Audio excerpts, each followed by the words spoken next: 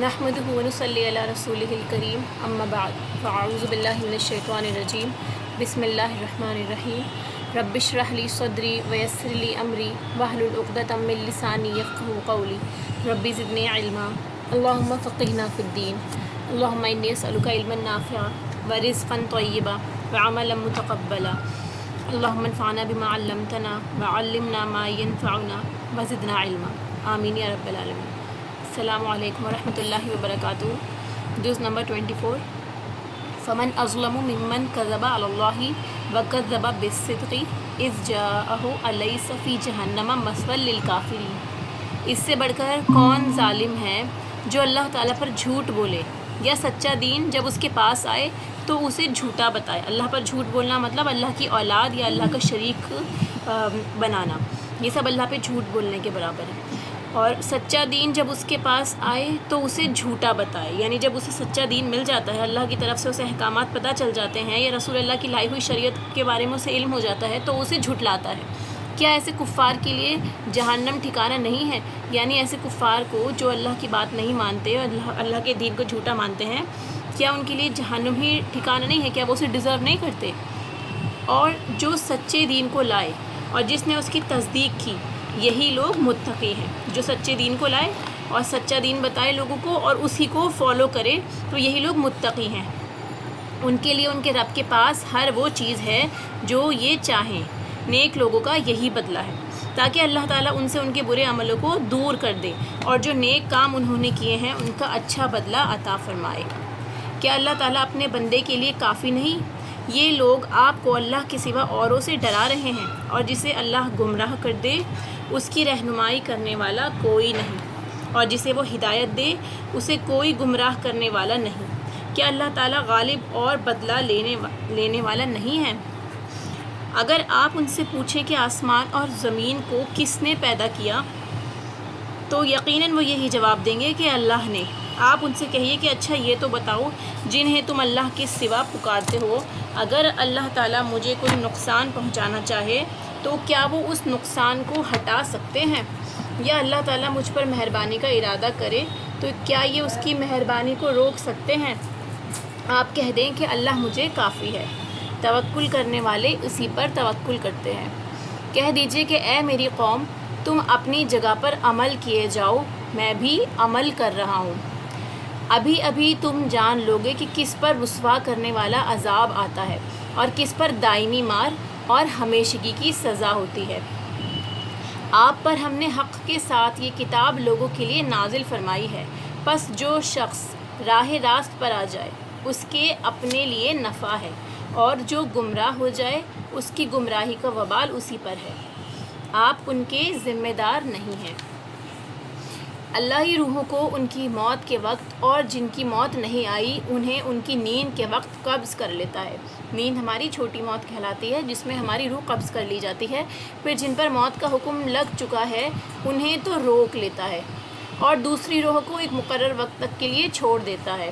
کچھ لوگوں کو آپ دیکھتے ہیں نا کہ وہ سوتے کے سوتے ہی رہ جاتے ہیں، تو اللہ کے حکم سے ان کی نیند کے وقت میں ہی ان کی موت لکھی ہوتی ہے، تو ان کی روح واپس ہی نہیں آتی، اور باقی ہم سب کی جب تک کہ ہمارا وقت ہے اللہ تعالیٰ ہماری روح صبح پھر ہمیں واپس عطا کر دیتا ہے۔ غور کرنے والوں کے لیے اس میں یقیناً بہت سی نشانیاں ہیں۔ روز صبح ہمارا اٹھنا صحیح سلامت اور نیا دن اس کی شروعات کرنا تو یہ بھی اللہ کی نشانی میں سے ہے۔ کیا ان لوگوں نے اللہ تعالیٰ کے سوا اوروں کو سفارشی مقرر کر رکھا ہے؟ آپ کہہ دیجئے کہ گو وہ کچھ بھی اختیار نہ رکھتے ہوں اور نہ ہی عقل رکھتے ہوں۔ کہہ دیجئے کہ تمام سفارش کا مختار اللہ تعالیٰ ہی ہے، یعنی شفاعت کی تمام اقسام کا مالک صرف اللہ ہے، اس کی اجازت کے بغیر کوئی بھی سفارش نہیں کر سکے گا۔ پھر صرف ایک ہی اللہ کی عبادت کیوں نہ کی جائے تاکہ ہم اللہ کو راضی کر سکیں۔ تمام آسمانوں اور زمین کا راج اسی کے لیے ہے، تم سب اسی کی طرف پھیرے جاؤ گے۔ جب اللہ اکیلے کا ذکر کیا جائے تو ان لوگوں کے دل نفرت کرنے لگتے ہیں جو آخرت کا یقین نہیں رکھتے، اور جب اس کے سوا اور کا ذکر کیا جائے تو ان کے دل کھل کر خوش ہو جاتے ہیں، یعنی جب اللہ کے علاوہ دوسرے معبودوں کا ذکر ہوتا ہے تو یہ لوگ خوش ہو جاتے ہیں، اور اگر اللہ کا ذکر ہوتا ہے تو ان کے دل بھجنے لگتے ہیں۔ آپ کہہ دیجئے کہ اللہ آسمانوں اور زمین کے پیدا کرنے والے، چھپے کھلے کے جاننے والے، تو ہی اپنے بندوں میں ان امور کا فیصلہ فرمائے گا جن میں وہ الجھ رہے تھے، جن میں ہم اختلاف کر رہے ہیں، جن میں مختلف گروہ بنے ہوئے ہیں، کیا سچ ہے کیا جھوٹ ہے، یہ سب کچھ ہمیں قیامت کے دن پتہ چل جائے گا۔ اگر ظلم کرنے والوں کے پاس وہ سب کچھ ہو جو روئے زمین پر ہے اور اس کے ساتھ اتنا ہی اور ہو، تو بھی بدترین سزا کے بدلے میں قیامت کے دن یہ سب کچھ دے دیں، اور ان کے سامنے اللہ کی طرف سے وہ ظاہر ہوگا جس کا گمان بھی انہیں نہیں تھا۔ جو کچھ انہوں نے کیا تھا اس کی برائیاں ان پر کھل پڑیں گی، یعنی جو بھی کچھ غلط کیا ہوگا اس کی ساری برائیاں ان لوگوں کے سامنے آ جائیں گی۔ اللہ تعالیٰ سب کچھ سامنے لا کے پیش کر دے گا، اور جس بات کا وہ مذاق کرتے تھے وہ انہیں آ گھیرے گی۔ وہ کیا چیز تھی جس کا یہ مذاق اڑایا کرتے تھے؟ عذاب کا۔ انسان کو جب کوئی تکلیف پہنچتی ہے تو وہ ہمیں پکارنے لگتا ہے، پھر جب ہم اسے اپنی طرف سے کوئی نعمت عطا فرما دیں تو کہنے لگتا ہے کہ اسے تو میں محض اپنے علم کی وجہ سے دیا گیا ہوں، بلکہ یہ آزمائش ہے۔ اگر اللہ تعالیٰ کوئی اچھے وقت میں ہمیں نعمت دیتا ہے تو وہ اللہ کی طرف سے آزمائش ہوتی ہے کہ بندہ اب کیا کرتا ہے۔ لیکن ان میں سے اکثر لوگ جو ہیں وہ بے علم ہیں، زیادہ تر لوگ اس بات کو سمجھ نہیں پاتے، اور وہ یہ سمجھتے ہیں کہ یہ نعمت ان کی اپنی وجہ سے انہیں مل رہی ہے۔ ان سے اگلے بھی یہی بات کہہ چکے ہیں، پس ان کی کارروائی ان کے کچھ کام نہ آئی، پھر ان کی تمام برائیاں ان پر آ پڑیں، اور ان میں سے بھی جو گنہگار ہیں ان کی ہوئی برائیاں بھی اب ان پر آ پڑیں گی۔ یہ ہمیں ہرا دینے والے نہیں ہیں۔ کیا انہیں یہ معلوم نہیں کہ اللہ تعالیٰ جس کے لیے چاہے روزی کشادہ کر دیتا ہے اور تنگ بھی؟ ایمان لانے والوں کے لیے اس میں بڑی بڑی نشانیاں ہیں۔ میری جانب سے کہہ دو، اللہ تعالیٰ فرما رہا ہے کہ کہہ دو اے میرے بندو جنہوں نے اپنی جانوں پر زیادتی کی ہے۔ یہ آیت جو ہے توبہ کرنے کے لیے ایک بہت بڑا موٹیویشن بنتی ہے انسان کے لیے، کہ جن بھی بندوں نے اپنی جانوں پر ظلم کیا ہے، زیادتی کی ہے۔ تو ظلم اور زیادتی انسان کب کرتا ہے؟ جب وہ اللہ کی نافرمانی کر رہا ہوتا ہے۔ اللہ تعالیٰ فرماتا ہے کہ جنہوں نے بھی، میرے بندوں میں سب آئیں گے، نہ کہ صرف مسلمانوں کی بات ہو رہی ہے، جتنی بھی مخلوق ہے، جتنے بھی انسان ہیں، کہ جنہوں نے اپنی جانوں پر زیادتی کی ہے، تم اللہ کی رحمت سے نا امید نہ ہو جانا۔ یعنی کبھی بھی انسان کو اللہ کی رحمت سے نا امید نہیں ہونا چاہیے، اسے ایک امید رہنی چاہیے کہ اگر وہ سچی توبہ کرتا ہے تو اس کی توبہ قبول ہوتی ہے۔ کوئی بھی آپ سے یہ کہے کہ نہیں آپ نے بڑے سے بڑا گناہ کر دیا، آپ کی توبہ قبول نہیں ہوگی، تو یہ ساری باتیں جو ہیں بے بنیاد ہے۔ اللہ تعالیٰ اس آیت میں آپ کو بتاتا ہے کہ اللہ کی رحمت سے کبھی نا امید نہ ہو جانا۔ بالیقین اللہ تعالیٰ سارے گناہوں کو بخش دیتا ہے۔ یہاں پہ لکھا ہے نا یغفر الذنوب جمیعا، کہ جتنے بھی گناہ ہیں سب کے سب بخش دیتا ہے، کوئی گناہ ایسا نہیں ہے جو سچی توبہ سے نہ معاف ہو سکے۔ واقعی وہ بڑی بخشش، بڑی رحمت والا ہے۔ یہ جو کہا جاتا ہے نا کہ جو بندے شرک یا کفر کرتے ہوئے مرتے ہیں پھر ان کی توبہ قبول نہیں ہوتی، تو ان کی لائف جو ان کا اسپین ہوتا ہے وہ ختم ہو چکا ہوتا ہے۔ اگر وہ بھی اپنی زندگی میں ان گناہوں سے سچی توبہ کر کے اور اسلام میں داخل ہو جائیں تو اللہ تعالیٰ ان کی توبہ کو بھی قبول فرما لیتا ہے۔ لیکن ایک بار جب آپ اللہ کے حکم سے اللہ کے پاس پہنچ گئے، آپ کا وقت ختم ہو گیا، اس کے بعد پھر آپ کی توبہ قبول نہیں ہے۔ تم سب اپنے پروردگار کی طرف جھک پڑو اور اس کی حکم برداری کیے جاؤ، اس سے قبل کہ تمہارے پاس عذاب آ جائے اور پھر تمہاری مدد نہ کی جائے، اور پیروی کرو اس بہترین چیز کی جو تمہاری طرف تمہارے پروردگار کی طرف سے نازل کی گئی ہے، اس سے پہلے کہ تم پر اچانک عذاب آ جائے اور تمہیں اطلاع بھی نہ ہو۔ تو یہ کس چیز کی پیروی کرنے کو کہا جا رہا ہے؟ اللہ تعالیٰ فرما رہا ہے کہ اپنے جو چیز ہمیں نازل کی گئی ہے ہم پر، وہ قرآن ہے، اس کی پیروی کرو، اس کو فالو کرو، اس سے پہلے کہ عذاب آ پڑے۔ عذاب کسی بھی فارم میں ہو سکتا ہے، یا پھر ہمارا وقت ختم ہو جائے، یا پھر قیامت آ جائے، اس کے سارے معنی لیے جا سکتے ہیں۔ ایسا نہ ہو کہ کوئی شخص کہے ہائے افسوس اس بات پر کہ میں نے اللہ کے حق میں کوتاہی کی، بلکہ میں تو مذاق اڑانے والوں میں ہی رہا، یا کہے کہ اگر اللہ مجھے ہدایت کر دیتا تو میں بھی نیک لوگوں میں ہو جاتا، میں بھی متقین میں شامل ہو جاتا اگر اللہ مجھے ہدایت دیتا۔ یعنی کل کوئی انسان ایسی بات نہ کہے۔ اس لیے اللہ تعالیٰ نے آج ہی آپ کو اور مجھے بتا دیا ہے کہ دیکھو تمہیں اس کو پڑھنا ہے، اس کو عمل میں لانا ہے، اس کو پوری طرح فالو کرنا ہے، تاکہ کل تم یہ نہ بولو کہ کاش میں ابھی اچھا کر لیتا، یا عذاب کو دیکھ کر کہے کہ کاش کہ کسی طرح میرا لوٹ جانا ہوتا تو میں بھی نیکوکاروں میں ہو جاتا۔ ہاں بے شک تیرے پاس میری آیتیں پہنچ چکی تھیں جنہیں تو نے جھٹلایا اور غرور اور تکبر کیا، اور تو تھا ہی کافروں میں سے تھے. یعنی آپ کے پاس آیتیں آ چکی ہیں اللہ کی، اب آپ پڑھتے ہیں، آپ کا ذکر آیتوں کا آپ کے سامنے کیا جاتا ہے، اس کے بعد بھی اگر آپ ان کو جھٹلاتے ہیں، تکبر کرتے ہیں، تو اس کا مطلب یہ ہے کہ آپ واقعی اس نعمت کے کفر کرتے ہیں. جن لوگوں نے اللہ پر جھوٹ باندھا ہے، آپ دیکھیں گے کہ قیامت کے دن ان کے چہرے سیاہ ہو گئے ہوں گے. کیا تکبر کرنے والوں کا ٹھکانہ جہنم میں نہیں ہے؟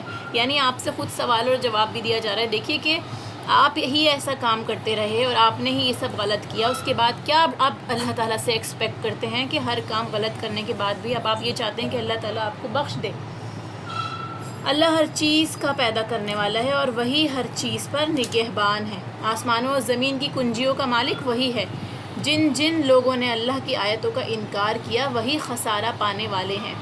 آپ کہہ دیجئے اے جاہلو، کیا تم مجھ سے اللہ کے سوا اوروں کی عبادت کو کہتے ہو؟ یقیناً تیری طرف بھی اور تجھ سے پہلے کے تمام نبیوں کی طرف بھی وحی کی گئی ہے کہ اگر تو نے شرک کیا بلا شبہ تیرا عمل ضائع ہو جائے گا اور بالیقین تو ضیاءکاروں میں ہو جائے گا. یعنی یہ رسول اللہ صلی اللہ علیہ وسلم سے کہا جا رہا ہے. دیکھیے کہ اگر آپ نے بھی شرک کیا، کسی بھی نبی نے شرک کیا، تب بھی کیا ہے، وہ بھی وحی آنے کے بعد، وہی مطلب قرآن پڑھنے سمجھنے کے بعد کہ اللہ تعالیٰ کی طرف سے آپ کے پاس آیات آ گئی ہیں، پھر بھی آپ شرک کرتے ہیں. تو جتنے عمل آپ نے کیے ہوں گے اس سے پہلے کے، وہ سب کے سب ضائع ہو جائیں گے اور پھر آپ جو ہے خاسرین میں ہو جائیں گے، نقصان اٹھانے والوں. بلکہ تو اللہ ہی کی عبادت کر. اللہ تعالیٰ فرماتا ہے کہ اللہ کی عبادت کرو اور شکر کرنے والوں میں سے ہو جاؤ. اور ان لوگوں نے جیسی قدر اللہ کی کرنی چاہیے تھی نہیں کی، کیونکہ اس کی بات نہیں مانی. جو اللہ نے پیغمبروں کے ذریعے ہم تک میسج پہنچایا ہے، ہمیں عبادت کے طریقے سکھائے ہیں، وہ صرف اللہ کے لیے خالص کرنا تھا، لیکن ہم نے وہ سب نہیں کیا.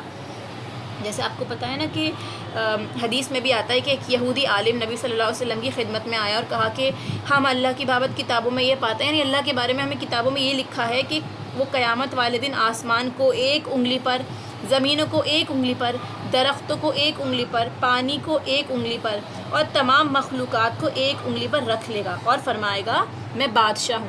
آپ صلی اللہ علیہ وسلم نے مسکرا کر اس بات کو ایگری کیا، تصدیق فرمائی اور یہی آیت پڑھی ما قدر اللہ حق قدری.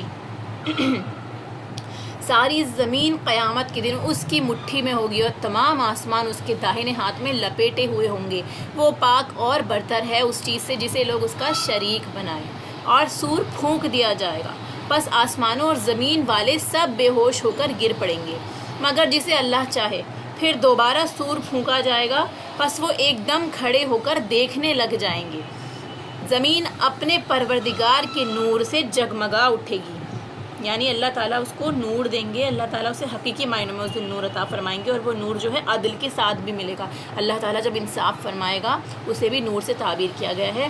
نام اعمال حاضر کیے جائیں گے، نبیوں اور گواہوں کو لایا جائے گا اور لوگوں کے درمیان حق کا فیصلہ کر دیا جائے گا اور وہ ظلم نہ کیے جائیں گے.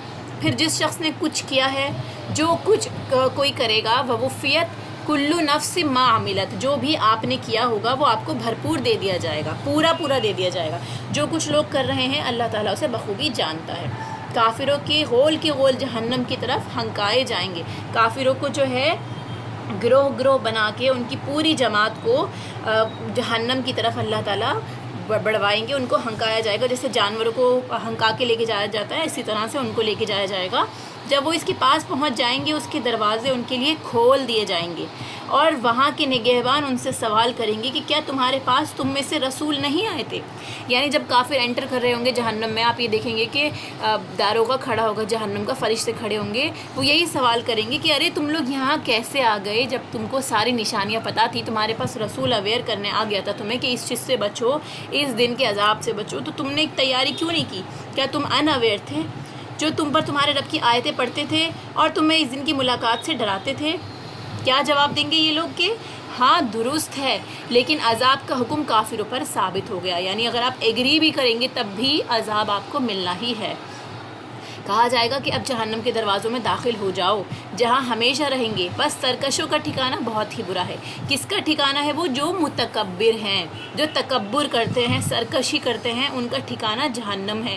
اسی لیے اگر ہم دنیا میں سرکشی کر رہے ہیں، اگر ہم متکبر ہیں، ہم دوسروں پہ رعب جھاڑتے ہیں، تکبر کرتے ہیں، تو ہمیں اس چیز سے ڈرنا چاہیے۔ جب بھی متکبرین کو آپ دیکھیں گے تو اس کے آگے آپ یہی دیکھیں گے اس کے ریلیٹڈ جہنم، اس کا صلہ بہت برا۔ تو اسی لیے اس چیز سے آج ہی بچنے کی پوری کوشش کریں۔ اللہ تعالیٰ عاجزی کو پسند فرماتا ہے، اور مسلمان کی پہچان کیا ہوتی ہے کہ وہ عاجز ہوتا ہے، ٹھیک ہے۔ اگر آپ کو ڈٹنا ہے، آپ کو کھڑے رہنا ہے ثابت قدمی کے ساتھ، تو حق پر کھڑے رہیے۔ لیکن جہاں آپ کو لگتا ہے کہ اگر کسی جگہ لچک کی ضرورت ہے، اگر کہیں پہ بات جو ہے وزڈم کے تھرو اگر نرمی کے ساتھ ہو جاتی ہے، تو وہاں جھکنے میں کوئی پریشانی نہیں ہے۔ جو لوگ اپنے رب سے ڈرتے تھے ان کی گروہ جنت کی طرف روانہ کیے جائیں گے، کیونکہ ان کو اللہ کا خوف تھا، اللہ کا ڈر ان کے دل میں تھا، اس لیے اللہ تعالیٰ ان کو جنت میں روانہ کر دے گا۔ یہاں تک کہ جب اس کے پاس آ جائیں گے اور دروازے کھول دیے جائیں گے اور وہاں کے نگہبان ان سے کہیں گے تم پر سلام ہو، تم خوشحال رہو، تم اس میں ہمیشہ کے لیے چلے جاؤ۔ یہ کہیں گے کہ اللہ کا شکر ہے جس نے ہم سے اپنا وعدہ پورا کیا اور ہمیں اس زمین کا وارث بنا دیا کہ جنت میں جہاں چاہیں مقام کریں۔ جس پس عمل کرنے والوں کا کیا ہی اچھا بدلہ ہے۔ جنت میں آپ جہاں چاہیں آپ رہ سکتے ہیں، اور یہ کیا بتایا کہ جنہوں نے عمل کیا، فنعم اجر العاملین، نعمت یہ کس کے لیے ہے؟ وہ لوگ جو عمل کرتے تھے۔ اور تو فرشتوں کو اللہ کے عرش کے ارد گرد حلقہ باندھے ہوئے اپنے رب کی حمد اور تسبیح کرتے ہوئے دیکھے گا۔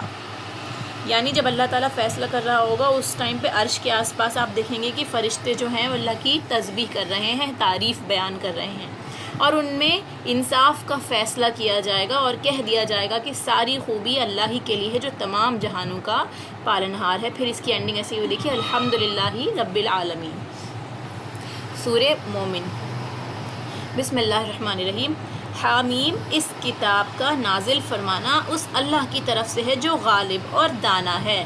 سٹارٹنگ کی آیات جو ہے یوزولی وہ اسی طرح ہوتی ہیں کہ یہ کتاب سچی ہے، اللہ کی طرف سے ہے، اس میں کوئی شک نہیں، اور رسول سچے ہیں۔ اللہ تعالیٰ اسی طرح سے ابتدا کرتا ہے ان آیات کا، تاکہ سب سے پہلے انسان یہ سوچ لے کہ جو میں آگے پڑھنے جا رہا ہوں وہ بالکل سچی بات ہے، یقینی بات ہے، اور اس کو ماننا، ایگری کرنا وہ میرے ہی بھلے کے لیے ہے۔ گناہ کا بخشنے والا، توبہ کا قبول فرمانے والا، سخت عذاب والا، انعام اور قدرت والا، جس کے سوا کوئی معبود نہیں، اسی کی طرف واپس لوٹنا ہے۔ اللہ تعالیٰ کی آیتوں میں وہی لوگ جھگڑتے ہیں جو کافر ہیں، بس ان لوگوں کا شہروں میں چلنا پھرنا آپ کو دھوکے میں نہ ڈالے۔ قوم نوح نے اور ان کے بعد کے گروہوں نے بھی جھٹلایا تھا، اور ہر امت نے اپنے رسول کو گرفتار کر لینے کا ارادہ کیا، یعنی انہیں قید کر کے قتل کر دیں۔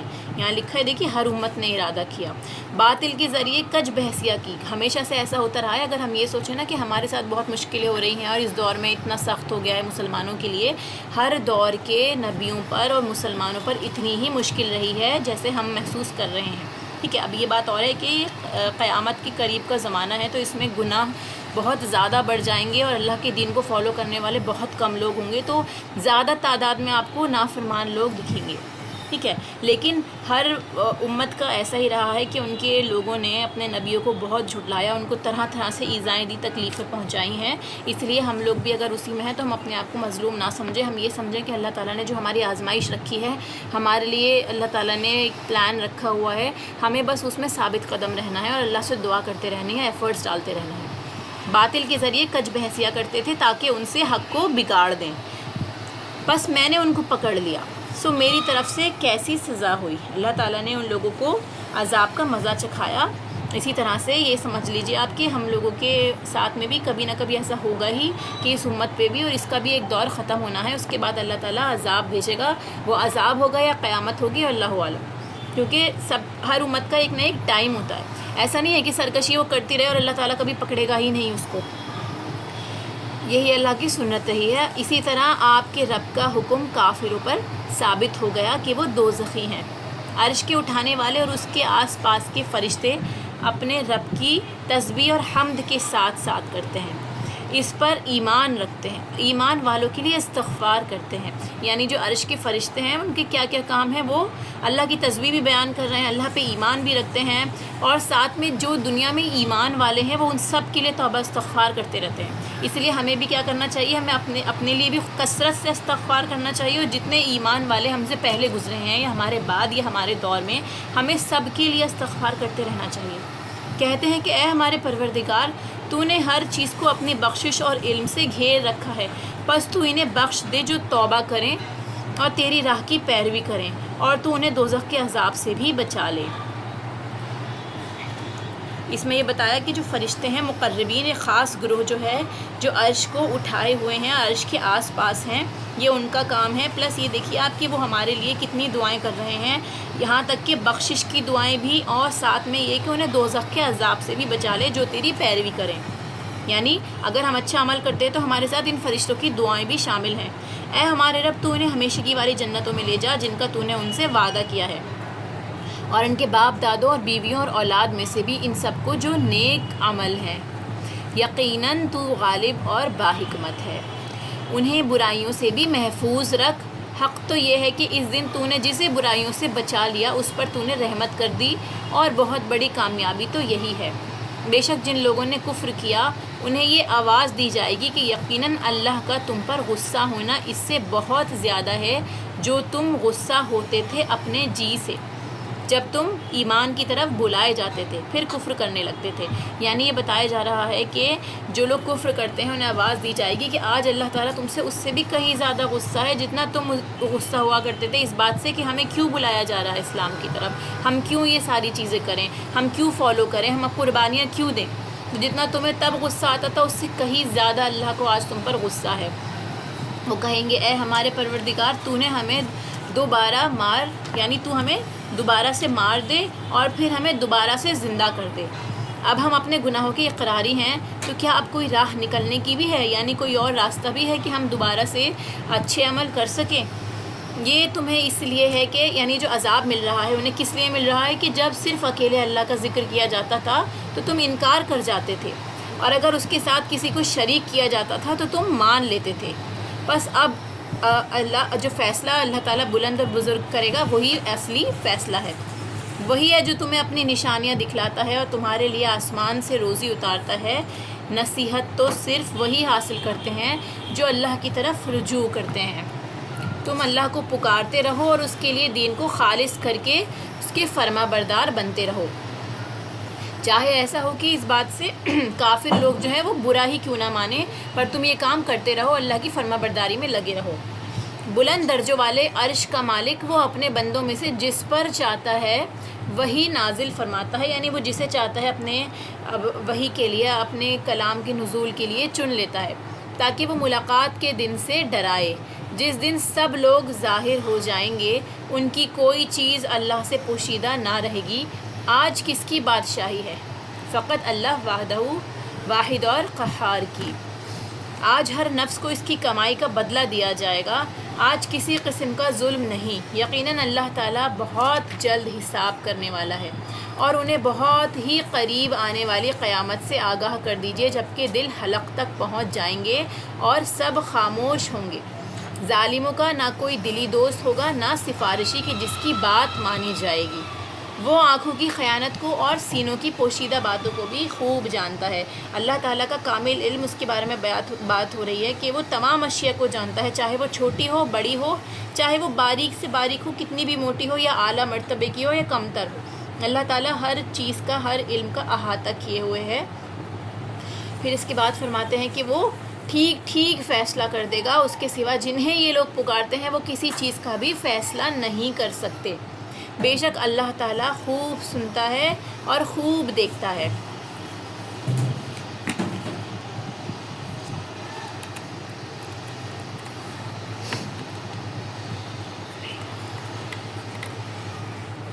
ایک سیکنڈ،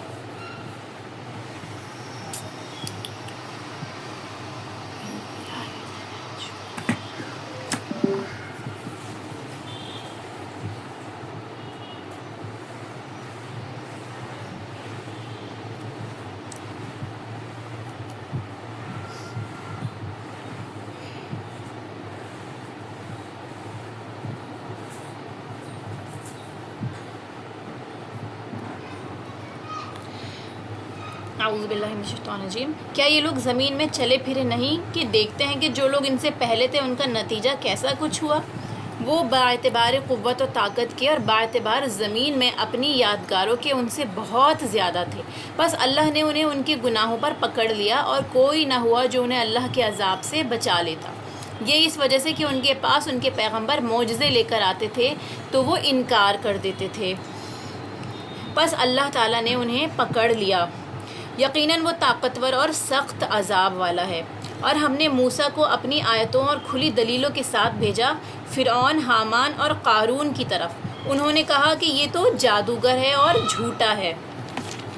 بس جب ان کے پاس موسیٰ ہماری طرف سے دین حق کو لے کر آئے تو انہوں نے کہا کہ اس کے ساتھ جو ایمان والے ہیں ان کے لڑکوں کو تو مار ڈالو اور ان کی لڑکیوں کو زندہ رکھو۔ یعنی یہ جو عذاب وہ پہلے دیا کرتا تھا موسیٰ علیہ السلام کی پیدائش کے ٹائم پہ بھی وہی عذاب دوبارہ جب لوگ ایمان لے آئے تو کہ اسی طرح دوبارہ ان کے ساتھ کرو۔ اور کافروں کی جو حیلہ سازی ہے وہ غلطی میں ہی ہے۔ فرعون نے کہا مجھے چھوڑو کہ میں موسیٰ کو مار ڈالوں، اور اسے چاہیے کہ اپنے رب کو پکارے۔ مجھے تو ڈر ہے کہ کہیں یہ تمہارا دین نہ بدل ڈالے یا ملک میں کوئی فساد برپا نہ کر دے۔ یعنی فرعون جو تھا وہ یہ کہتا ہے کہ دیکھو اب میں موسیٰ کو مار ڈالوں گا، پھر دیکھیں گے کہ کیسے اس کا رب اسے بچاتا ہے، اپنے رب کو تو پکارے، کون ہے اس کا سپورٹر، کون ہے اس کا حامی، ہم بھی دیکھتے ہیں۔ موسیٰ نے کہا کہ میں اپنے اور تمہارے رب کی پناہ میں آتا ہوں ہر اس تکبر کرنے والے شخص کی برائی سے جو روز حساب پر ایمان نہیں رکھتا۔ یعنی وہ اللہ تعالیٰ کی پناہ طلب کرتے ہیں، چاہے کوئی کچھ بھی کرے، اگر اللہ کی پناہ آپ کے ساتھ ہے تو کوئی آپ کو نقصان نہیں پہنچا سکتا۔ ایک مومن شخص نے جو فرعون کے خاندان میں سے تھا اور اپنا ایمان چھپائے ہوئے تھا کہا کہ کیا تم ایک شخص کو محض اس بات پر قتل کرتے ہو کہ وہ کہتا ہے میرا رب اللہ ہے اور تمہارے رب کی طرف سے دلیلیں لے کر آیا ہے؟ اگر وہ جھوٹا ہو تو اس کا جھوٹ اسی پر ہے، اور اگر وہ سچا ہو تو جس عذاب کا وہ تم سے وعدہ کر رہا ہے اس میں سے کچھ نہ کچھ تو تم پر آ ہی پڑے گا۔ وہ انسان جو یقیناً ایمان والا تھا اور اس بات کا اس نے ایگری بھی کیا کہ دیکھو اگر موسیٰ سچے ہیں تو کیا ہوگا، عذاب تو ضرور آ کے رہے گا، اگر وہ جھوٹ بول رہے ہیں تو جھوٹ کا وبال ان پر ہی پڑے گا، تو تم اپنے آپ کو ہلاک کیوں کر رہے ہو یہ سارے ایکشنز کر کے؟ اور مطلب غور و فکر کرنے کی بات ہے، اگر کہ دھیان دے انسان جو جھوٹ بول رہا ہے تو جھوٹ کا نقصان اسی پر ہے، لیکن اگر وہ بات سچی ثابت ہو گئی تو پھر تم کو کون بچائے گا؟ جس عذاب کا تم سے وہ وعدہ کر رہا ہے اس میں سے کچھ نہ کچھ تم پر آ ہی پڑے گا۔ اللہ تعالیٰ اس کی رہبری نہیں کرتا جو حد سے گزر جانے والا اور جھوٹا ہو۔ اے میری قوم کے لوگوں، آج تو بادشاہت تمہاری ہی ہے کہ اس زمین پر تم غالب ہو۔ یعنی اللہ تعالیٰ کا تم پر احسان ہے کہ تمہیں زمین پر غلبہ عطا فرما رہا ہے۔ کیا کرنا چاہیے؟ اس کا شکر ادا کرنا چاہیے، نہ کہ اس کی رسول کی ناراضگی، کہ اللہ تعالیٰ نے اگر فرعون کو پوری حکومت دے رکھی ہے تو اسے شکر ادا کرنا چاہیے، لیکن اللہ کا عذاب ہم پر آ گیا تو کون ہماری مدد کرے گا؟ فرعون بولا میں تو تمہیں وہی رائے دے رہا ہوں جو خود دیکھ رہا ہوں، اور میں تو تمہیں بھلائی کی راہ ہی بتلاتا ہوں۔ یعنی وہ ابھی بھی اپنے دعوے پر ڈٹا رہا کہ نہیں، جو میں کہہ رہا ہوں وہی ٹھیک ہے، میری بات ہی زیادہ بھلی ہے۔ اس مومن نے کہا اے میری قوم کے لوگوں، مجھے تو اندیشہ ہے کہ تم پر بھی ویسا ہی روز یعنی عذاب آئے گا، عذاب نہ آ جائے جو اور امتوں پر آیا ہے۔ یعنی مجھے یہ ڈر ہے کہ تمہاری اس حرکت کی وجہ سے تم پر بھی وہ عذاب نہ آ جائے جیسے امت نوح اور عاد اور سمود اور ان کے بعد والوں کا حال ہوا۔ اللہ اپنے بندوں پر کسی طرح کا ظلم کرنا نہیں چاہتا، اور مجھے تم پر ہانک پکار کے دن کا بھی ڈر ہے۔ یعنی اس دن جس دن اللہ تعالیٰ سب کو ہانک لے جائے گا، میدان محشر میں سب جمع ہو جائیں گے، اس دن کا بھی مجھے تم سے ڈر ہے۔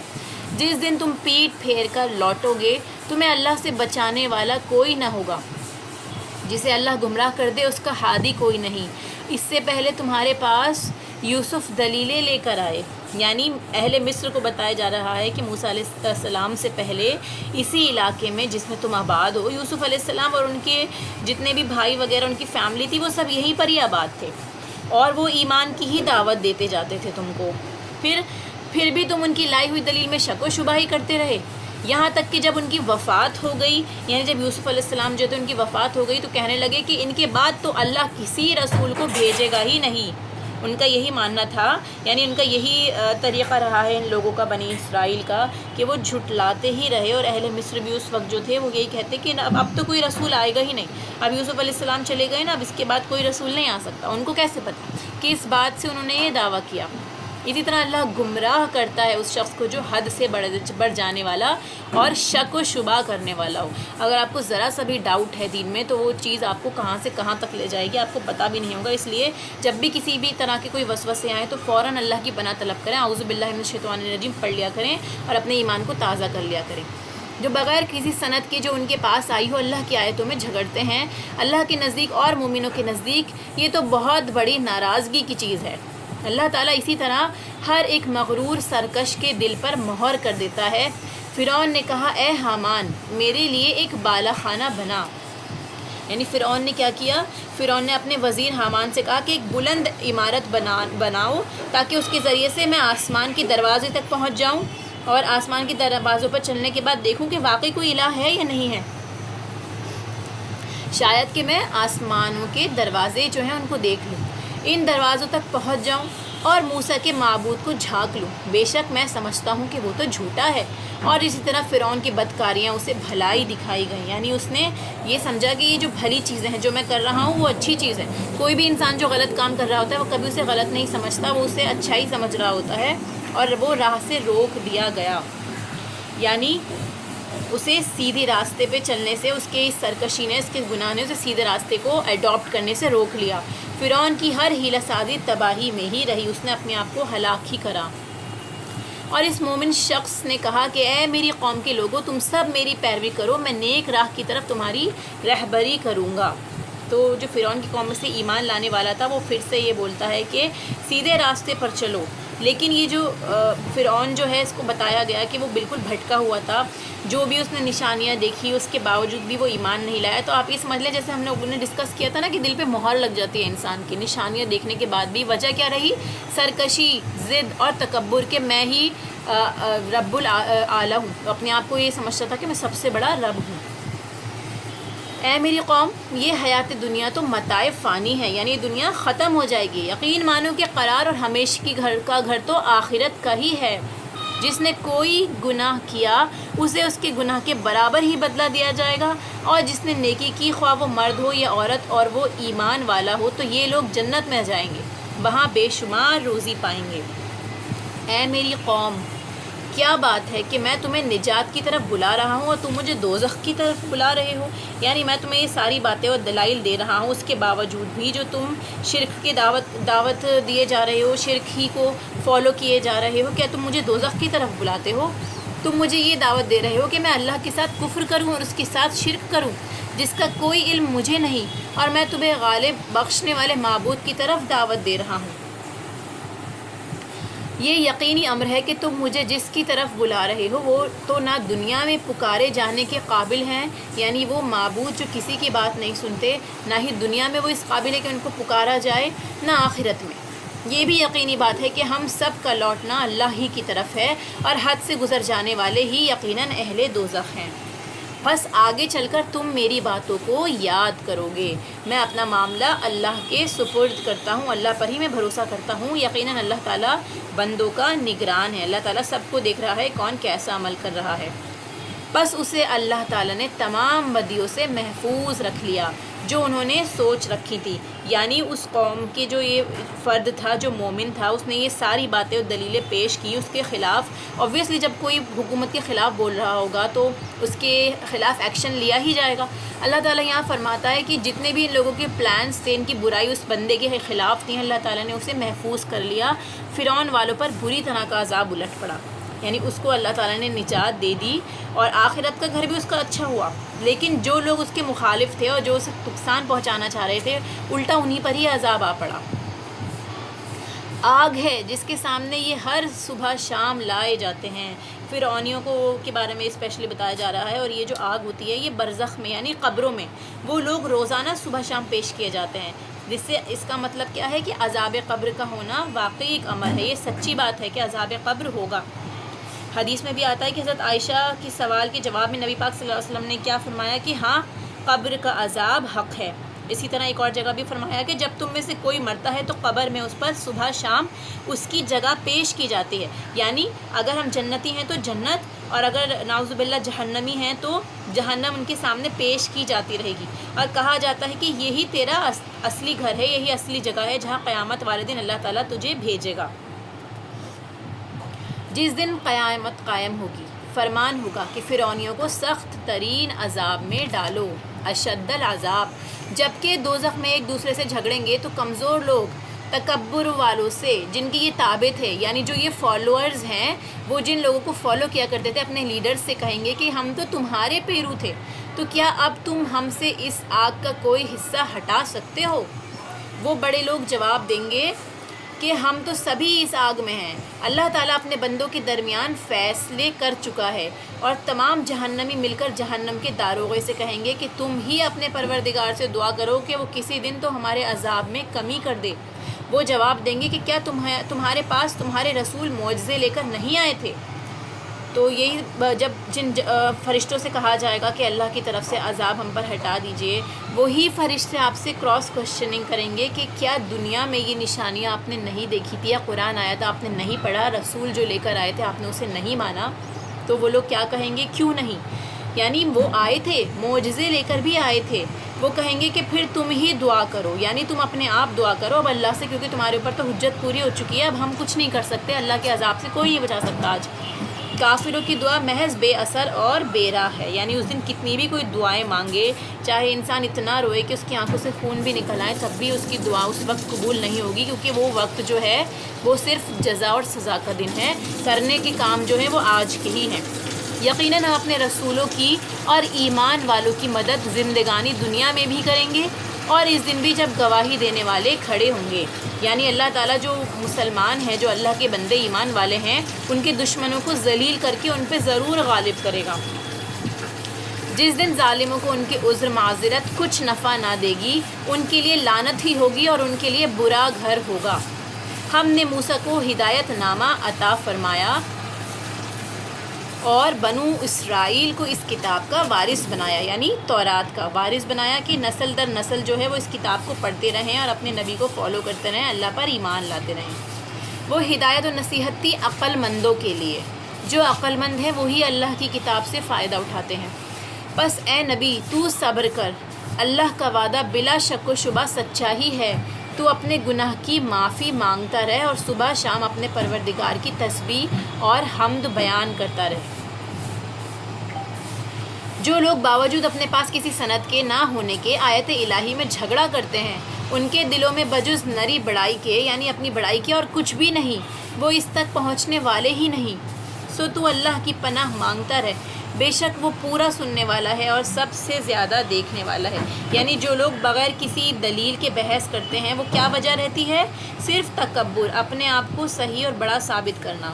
ان کا مقصد کیا ہوتا ہے کہ وہ دوسروں کو غلط ثابت کریں، حق کو جو کمزور ثابت کر کے اپنے آپ کو باطل کو مضبوط ثابت کریں۔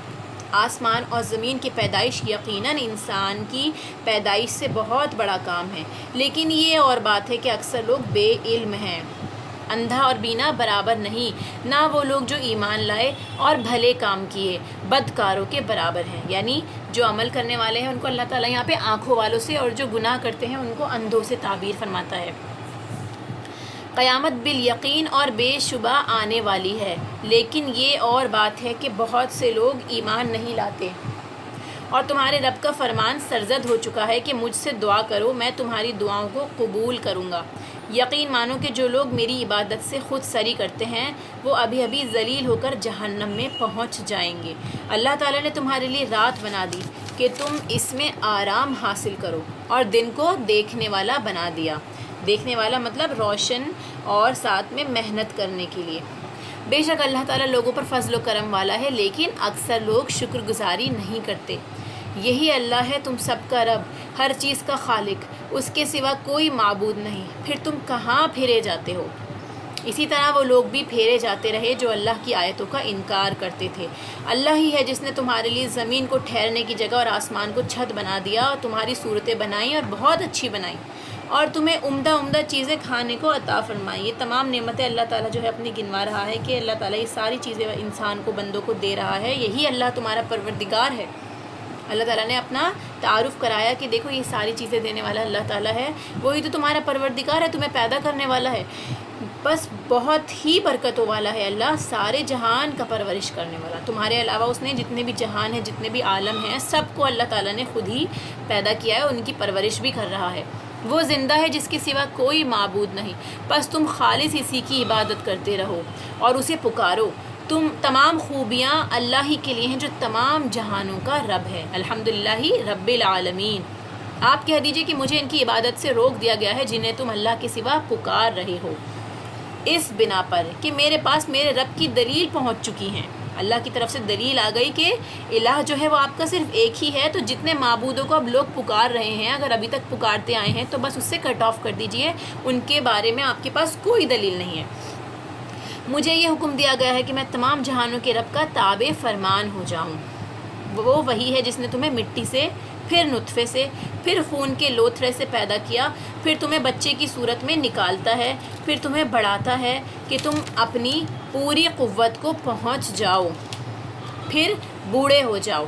تم میں سے بعض اس سے پہلے ہی فوت ہو جاتے ہیں، وہ تمہیں چھوڑ دیتا ہے تاکہ تم مدت معین تک پہنچ جاؤ، یعنی کچھ اس سے پہلے ہی بڑھاپے آنے سے پہلے ہی فوت ہو جاتے ہیں، اور کچھ جو ہیں وہ بڑھاپے کی طرف چلے جاتے ہیں، جب تک ان کا وقت پورا نہیں ہو رہا تب تک انسان کو زندگی ملتی رہتی ہے، تاکہ تم سوچ سمجھ لو۔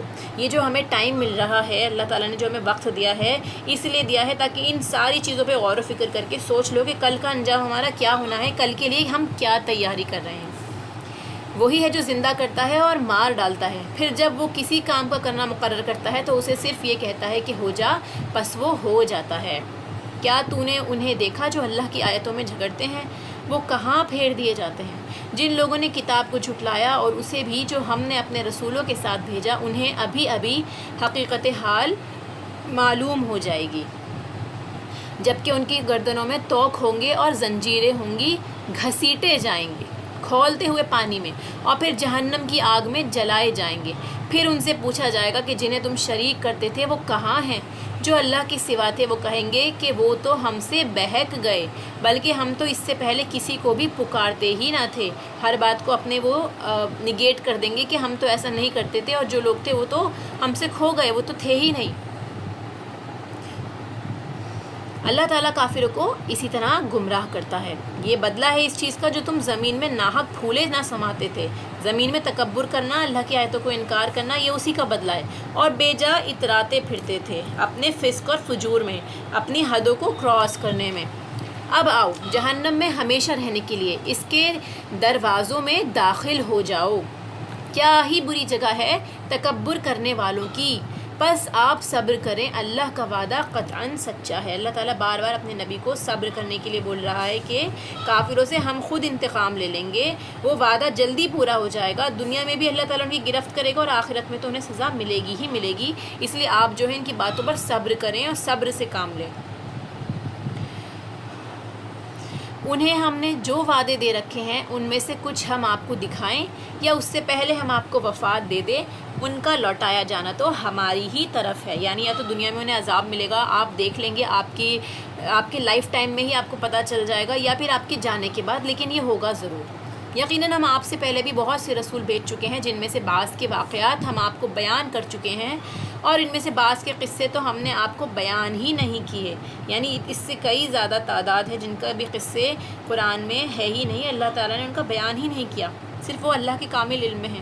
کسی رسول کا یہ مقدور نہ تھا کہ کوئی معجزہ اللہ کی اجازت کے بغیر لا سکے، یعنی سب کا ایک جو کامن رولنگ جو تھی وہ یہی تھی کہ کوئی بھی معجزہ اللہ کے حکم کے بغیر لا ہی نہیں سکتا جب تک کہ اللہ تعالیٰ خود نہ چاہیں کہ معجزہ صادر ہو۔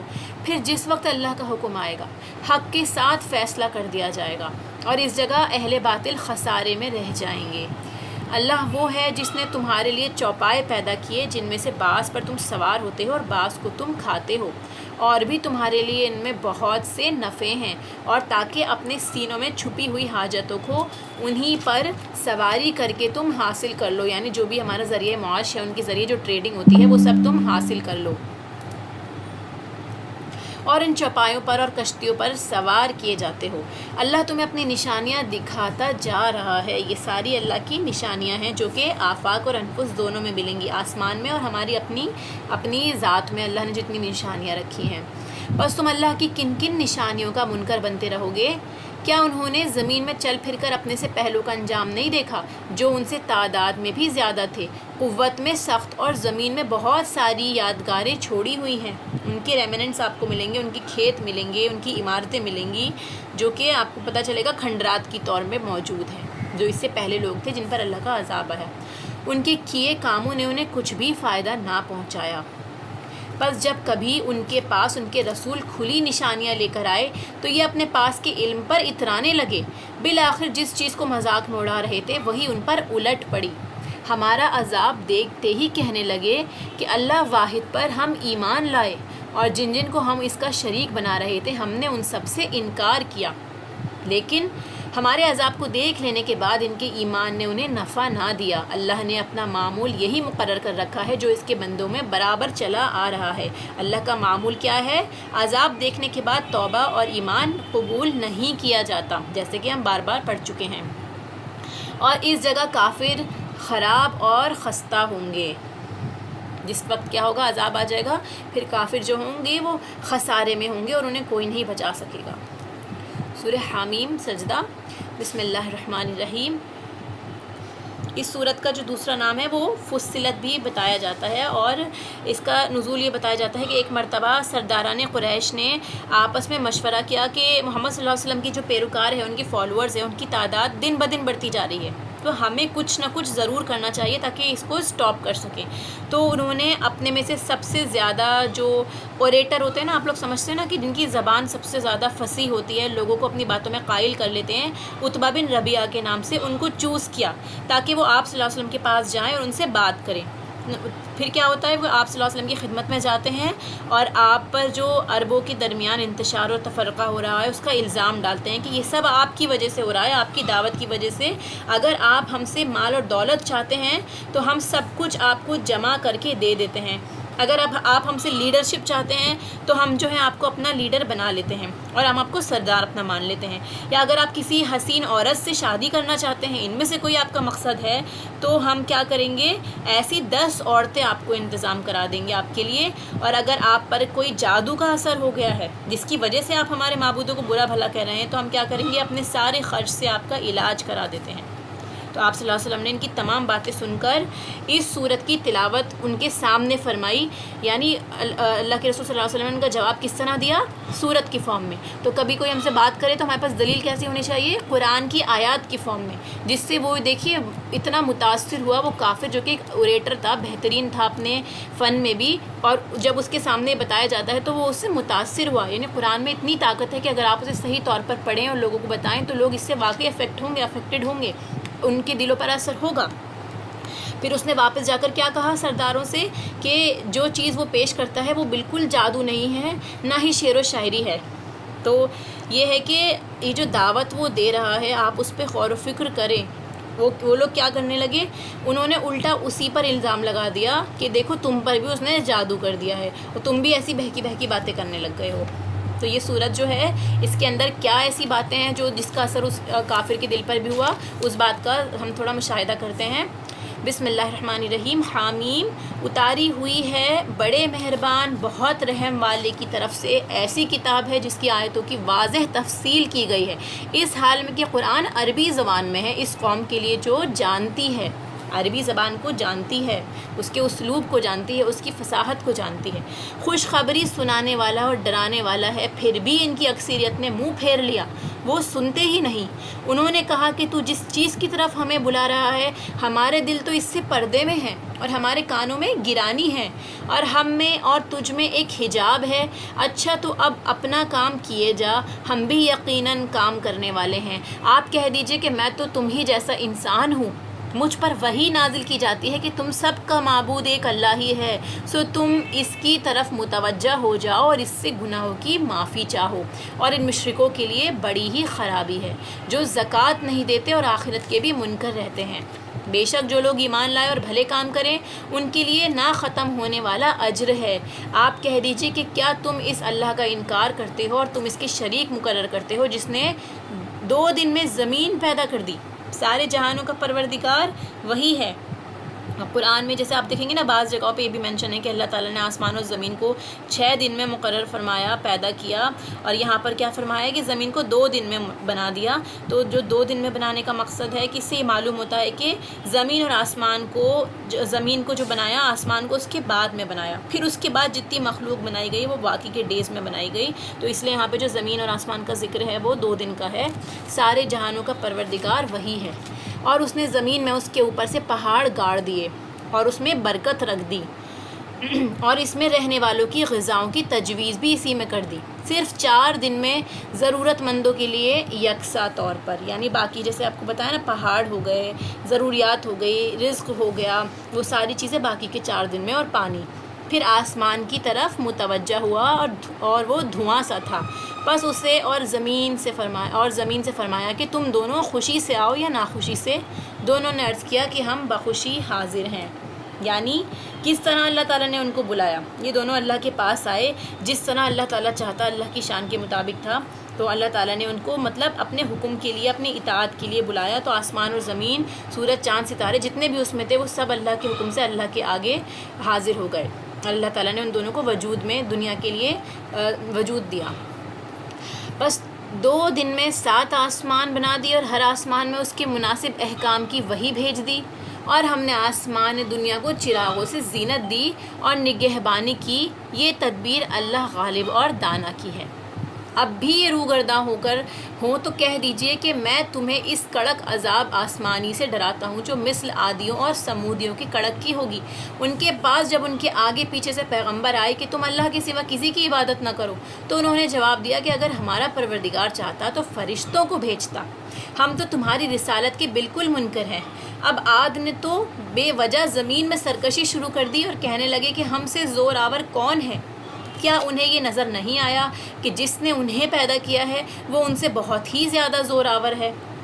وہ آخر تک ہماری آیتوں کا انکار ہی کرتے رہے۔ بالآخر ہم نے ان پر ایک تیز تند آندھی منحوس دنوں میں بھیج دی۔ یعنی یہ لوگ اپنے آپ کو جو بڑا سمجھ رہے تھے کہ کچھ نہیں ہوگا ان کے ساتھ میں، اور یہ بہت طاقتور ہیں، تو اللہ تعالیٰ کیا فرماتا ہے کہ ایک آندھی بھیجی ایک منحوس دن میں۔ منحوس دن اس لیے کہا کیونکہ وہ عذاب کا دن تھا ان کے لیے، جس میں ان کے لیے نحوست تھی۔ انہیں دنیاوی زندگی میں ذلت کے عذاب کا مزہ چکھا دیں، اور یقین مانو کہ آخرت کا عذاب اس سے بہت زیادہ رسوائی والا ہے، وہ مدد نہیں کیے جائیں گے۔ رہے سمود، سو ہم نے ان کی بھی رہبری کی، یعنی اللہ تعالیٰ نے پہلے انہیں گائیڈ کیا، دعوت پہنچائی، اپنے نبی کو بھیجا، حجت تمام کی، پھر بھی انہوں نے ہدایت پر اندھے پن کو ترجیح دی، جس بنا پر انہیں ذلت کے عذاب کی کڑک نے ان کی کرتوتوں کے باعث پکڑ لیا۔ اور ہاں، ایماندار اور پارساؤں کو ہم نے بال بال بچا لیا۔ جو لوگ ایمان لائے اور تقوی اختیار کیا، اللہ تعالیٰ نے اس قوم میں سے بھی جو ہلاک ہوئی ان لوگوں کو بچا لیا۔ جس دن اللہ کے دشمن دوزخ کی طرف لائے جائیں گے، ان سب کو جمع کر دیا جائے گا، یہاں تک کہ جب بالکل جہنم کے پاس آ جائیں گے، ان پر ان کے کان اور ان کی آنکھیں اور ان کی کھالیں، ان کے اعمال گواہی دیں گے۔ یہاں پر دیکھیے اس آیت نمبر 20 میں ان ساری چیزوں کا ذکر ہے کہ کون کون سی چیزیں اس دن ہمارے خلاف گواہی دیں گی، اور ہم انہی کو کتنا بھی چاہیں ان سے چھپا کر گناہ کرنا، ہم نہیں چھپا سکتے۔ آنکھیں ہو گئی، کان ہو گئی، کھالیں ہو گئی، وہ گواہی دیں گی اگر ہم زبان سے جھوٹ بولنا چاہیں گے تب بھی۔ یہ اپنی کھالوں سے کہیں گے کہ تم نے ہمارے خلاف شہادت کیوں دی؟ اب یہ جو ہے انسان بولے گا کہ اپنی کھال سے ہی کہ تم نے ایسا کیوں کیا، ہم تو تمہاری ہی وجہ سے جھوٹ بولنے پہ آمادہ تھے کہ تمہیں بچا لیں آگ سے، اور تم نے ہی ساری بات بول دی۔ وہ جواب دیں گے کہ ہمیں اس اللہ نے قوت گویائی عطا فرمائی ہے، جس نے ہر چیز کو بولنے کی طاقت بخشی ہے، اسی نے تمہیں اول مرتبہ پیدا کیا اور اسی کی طرف تم سب لوٹائے جاؤ گے۔ یعنی جس اللہ نے تمہیں منہ دیا جس سے تم بولتے ہو، اسی اللہ نے ہمیں طاقت دی، تو ہم کیسے جھوٹ بول سکتے ہیں؟ تم اپنی بدعمالیاں اس وجہ سے پوشیدہ رکھتے ہی نہ تھے کہ تم پر تمہارے کان اور تمہاری آنکھیں اور تمہاری کھالیں گواہی دیں گی۔ یعنی اس کا مطلب کیا ہے کہ تم گناہ کا کام کرتے ہوئے لوگوں سے تو چھپنے کی کوشش کرتے تھے، لیکن اس بات کا تمہیں کوئی خوف نہیں تھا کہ تمہارے خلاف تمہارے اپنے اعضاء ہی قیامت کے دن گواہی دیں گے، تو تم ان سے چھپتے بھی نہیں تھے، اور کوئی چھپ بھی نہیں سکتا اپنے اعضاء سے۔ ہاں، تم یہ سمجھ رہے تھے کہ جو کچھ تم کر رہے ہو اس میں بہت سے اعمال سے اللہ بے خبر ہے، تمہیں لگتا تھا کہ اللہ تعالیٰ نے دیکھا ہی نہیں، تم چھپ کے کر رہے ہو۔ تمہاری اس بدگمانی نے جو تم نے اپنے رب سے کر رکھی تھی تمہیں ہلاک کر دیا۔ یعنی تمہارا جو یہ عقیدہ تھا اللہ کے خلاف کہ اللہ تعالیٰ کو علم نہ ہوگا، اس عقیدے نے تمہیں آج ہلاک کر دیا، آج تم پکڑے گئے، بالآخر تم ضیاء کاروں میں ہو گئے۔ اب اگر یہ صبر کریں بھی تو ان کا ٹھکانہ جہنم ہی ہے، اور اگر یہ عذر و معافی کی خواستگار ہوں تو بھی معافی نہیں رکھی جائے گی۔ اور ہم نے ان کے کچھ ہم نشین مقرر کر رکھے تھے جنہوں نے ان کے اگلے پچھلے اعمال ان کی نگاہوں میں خوبصورت بنا رکھے تھے۔ کون تھے یہ؟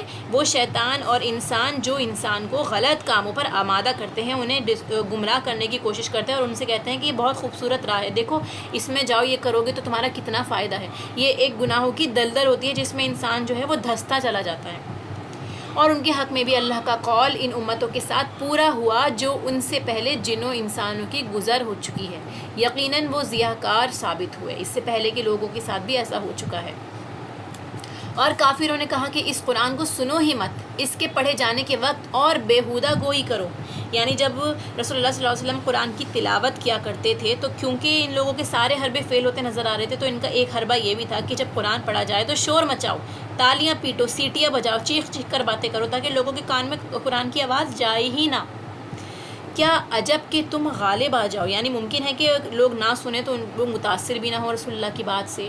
بس یقیناً ہم ان کافروں کو سخت عذاب کا مزہ چکھائیں گے اور انہیں ان کے بدترین اعمال کا ضرور بدلہ دیا جائے گا۔ اللہ کے دشمنوں کی سزا یہی دوزخ کی آگ ہے جس میں ان کا ہمیشگی کا گھر ہے۔ یہ بدلہ ہے ہماری آیتوں سے انکار کرنے کا۔ اور کافر لوگ کہیں گے کہ اے ہمارے رب، ہمیں جنوں انسانوں کے وہ دونوں فریق دکھا جنہوں نے ہمیں گمراہ کیا، تاکہ ہم انہیں اپنے قدموں تلے ڈال دیں، تاکہ وہ جہنم میں سب سے نیچے عذاب دیے جائیں۔ واقعی جن لوگوں نے کہا کہ ہمارا پروردگار اللہ ہے، پھر اسی پر قائم رہے، یعنی آپ نے اگر ایگری کیا کہ میں اللہ کی عبادت کر رہی ہوں، میں اللہ تعالیٰ کی بات مانوں گی، پھر آپ اس کے بعد اس پہ جم گئے، پھر اس سے ٹلے نہیں، اس پہ آپ نے استقامت اختیار کر لی۔ ان کے پاس فرشتے یہ کہتے ہوئے آتے ہیں، یعنی موت کے وقت خصوصی طور پہ فرشتے جو ہیں خوشخبریاں دیتے ہیں۔ ایک تو موت کے وقت ملتی ہے، ایک قبر میں ملتی ہے، اور جب دوبارہ اٹھائے جائیں گے، ان تینوں وقت میں انسان کو، یہ مومن کو خوشخبری دی جاتی ہے کہ تم کچھ بھی اندیشہ اور غم نہ کرو، بلکہ اس جنت کی بشارت سن لو جس کا تم وعدہ دیے گئے تھے۔ تو جو نیک انسان ہوتے ہیں ان کو ان تینوں جگہوں پر خوشخبری دی جاتی ہے، تمہاری دنیاوی زندگی میں بھی ہم تمہارے رفیق تھے اور آخرت میں بھی رہیں گے۔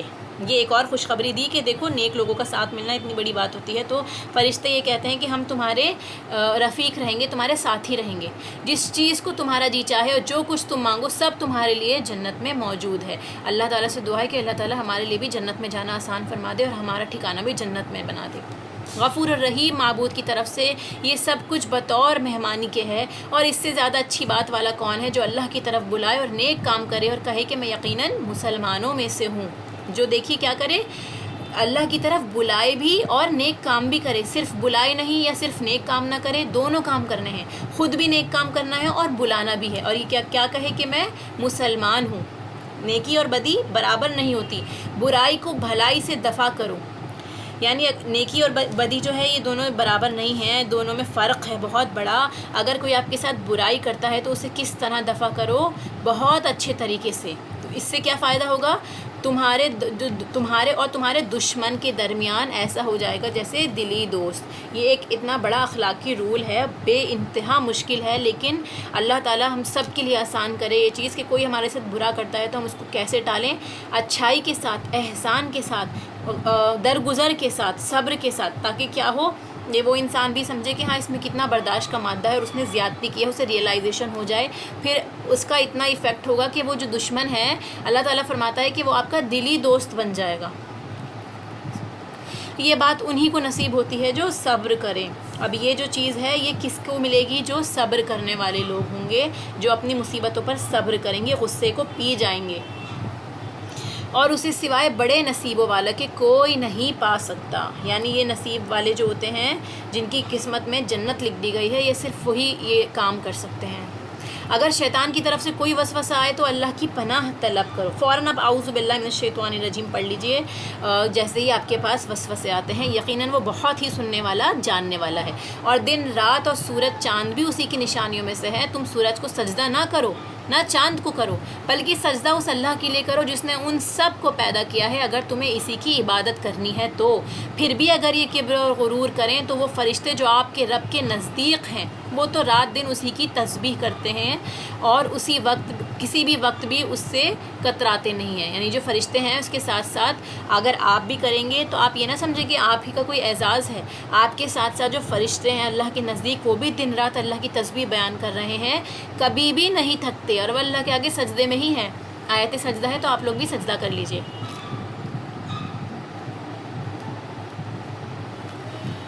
اس اللہ کی نشانیوں میں سے یہ بھی ہے کہ تو زمین کو دبی دبائی دیکھتا ہے, پھر جب ہم اس پر میں برساتے ہیں, یعنی اللہ تعالیٰ کی طرف سے زمین جو ہے اس پہ بارش برسائی جاتی ہے تو وہ تر و تازہ ہو کر ابھرنے لگتی ہے. جس نے اسے زندہ کیا وہی یقینی طور پر مردوں کو بھی زندہ کرنے والا ہے. بے شک وہ ہر چیز پر قادر ہے. بے شک جو لوگ ہماری آیتوں میں کج روی کرتے ہیں وہ کچھ ہم سے مخفی نہیں, یعنی ہم سے چھپا ہوا نہیں ہے. بتلاؤ تو اگر جو آگ میں ڈالا جائے وہ اچھا ہے یا وہ جو امن اور امان کے ساتھ قیامت کے دن آئے. تم جو چاہے کرتے چلے جاؤ, وہ تمہارا سب کیا ہوا دیکھ رہا ہے. جو تم عمل کر رہے ہو اللہ تعالیٰ دیکھ رہا ہے. جن لوگوں نے اپنے پاس قرآن پہنچ جانے کے باوجود اس سے کفر کیا وہ بھی ہم سے پوشیدہ نہیں. یہ بڑی باوقعت کتاب ہے جس کے پاس باطل پھٹک بھی نہیں سکتا, نہ اس کے آگے سے نہ اس کے پیچھے سے. یہ ہے نازل کردہ حکمتوں والے خوبیوں والے اللہ کی طرف سے. یعنی اتنے خوبیوں والا جو رب ہے اس کی طرف سے یہ قرآن آیا ہے آپ کی اور میری طرف. آپ سے وہی کہا جاتا ہے جو آپ سے پہلے کے رسولوں سے بھی کہا گیا. یقیناً آپ کا رب معافی والا دردناک عذاب والا ہے. معاف بھی کرتا ہے اور عذاب بھی دیتا ہے. کس کو معاف کرتا ہے کس کو عذاب دیتا ہے اب ہم لوگ اس بات کو اچھے سے سمجھ چکے ہیں. اگر ہم اسے عجمی زبان کا قرآن بناتے تو کہتے کہ اس کی آیتیں صاف صاف بیان کیوں نہیں کی گئی. یہ کیا کہ عجمی کتاب اور آپ عربی رسول, یعنی وہ یہ کہتے کہ اگر عجمی زبان میں کیوں نازل نہیں کیا, تو آپ تو عربی ہیں تو عجمی میں کیوں نازل کرتے. آپ کہہ دیجئے کہ یہ تو ایمان والوں کے لیے ہدایت اور شفا ہے, اور جو ایمان نہیں لاتے ان کے کانوں میں تو بہرا پن اور بوجھ ہے, اور یہ ان پر اندھا پن ہے. یہ وہ لوگ ہیں جو کسی بہت دور دراز جگہ سے پکارے جا رہے ہیں. یقیناً ہم نے موسیٰ کو کتاب دی تھی سو اس میں بھی اختلاف کیا گیا, اور اگر وہ بات نہ ہوتی جو آپ کے رب کی طرف سے پہلے ہی مقرر ہو چکی ہے, یعنی عذاب کی مہلت جو اللہ نے سیٹ کر رکھی ہے, تو ان کے درمیان کبھی کا فیصلہ ہو چکا ہوتا. یہ لوگ تو اس کے بارے میں سخت بے چین کرنے والے شک میں ہیں. جو شخص نیک کام کرے گا وہ اپنے ہی بھلے کے لیے کرے گا, جو برا کام کرے گا اس کا وبال اسی پر ہے. آپ کا رب بندوں پر ظلم کرنے والا نہیں. یعنی اگر جو بھی ہمارا عمل ہے, اگر ہم کسی بھی طرح سے ایسا عمل کرتے ہیں جس سے اللہ راضی ہو, یا ہمیں اگر مشکل ہو رہی ہے ہمارے اپنے فائدے کے لیے ہے, اس کے بدلے اللہ تعالیٰ ہی ہمیں جنت دے گا. اللہ کا کوئی اس میں فائدہ نہیں ہے. لیکن اگر آپ غلط کرتے ہیں, ظلم کرتے ہیں, گناہ کرتے ہیں, سرکشی کرتے ہیں تو اور بے صبری کرتے ہیں, تو اس کا وبال آپ کے اوپر ہی پڑے گا. اور آپ لوگ خود دیکھیں گے اگر ہم کبھی بھی ایسے لڑائی جھگڑے کا یا بے صبری کا مظاہرہ کرتے ہیں تو اس کے بعد پریشانی ہم کو خود ہی ہوتی ہے. ماحول بھی خراب ہوتا ہے, پلس انسان بھی بے چین رہتا ہے. اس سے بہتر ہے کہ انسان کیا کرے, اللہ کے آگے سجدہ کر دے, اللہ کے آگے سر جھکا دے اور اللہ سے مدد طلب کرے, اور جو اللہ تعالیٰ بندوں سے چاہتا ہے اسی طرح سے عمل کرتا جائے, چاہے وہ کتنے بھی مشکل ہوں. انشاءاللہ اللہ تعالیٰ ان بندوں کے لیے آسانیاں فرما دیتا ہے جو سچے دل سے کوشش کرتے ہیں. اللہ تعالیٰ ہم سب کو صبر کرنے والا بنائے اور ہم سب کے لیے جنت ہمارے نصیب میں لکھ دے. وآخر دعوانا الحمدللہ رب العالمین. سبحانک اللہم وبحمدک اشہد ان لا الہ الا انت استغفرک واتوب الیک. السلام علیکم ورحمۃ اللہ وبرکاتہ.